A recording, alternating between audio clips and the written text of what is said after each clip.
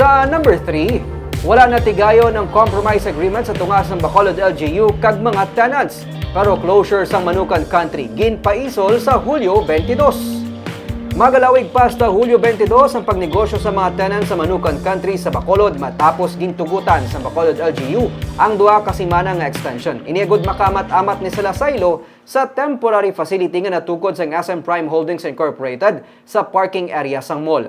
Pero ginsiling ni City Legal Officer Attorney Romeo Carlos Ting Jr. wala na sang compromise agreement nga ipatuman sa tungas ng syudad kag mga tenants. Dugang ni Ting, halos ang tanan nga nangin demand sa mga tenants ang napatuma na sang LGU halin sa pagtalana sang Father Ferrero Street para mangin extension sa ilang baligyaan hasta na sa paghatag sila sang prioridad kag subsidized rental fee sa tion nga matapos ng construction sang bag-o nga Manukan. Ginadiho naman sang syudad ang pagpatukod sang dugang nga Manukan nga sarang nila sa iluhan kung hindi sila luyag magnegosyo sa reclamation area. Amo pa nang ko sa business permit kung matagaan na sila temporary business permit. Dapat ma-comply sila sa regulation man sa building code mo. Ang SM actually ma-comply man. Kaya mo lang one na requirement sa SM na mag-silo sila.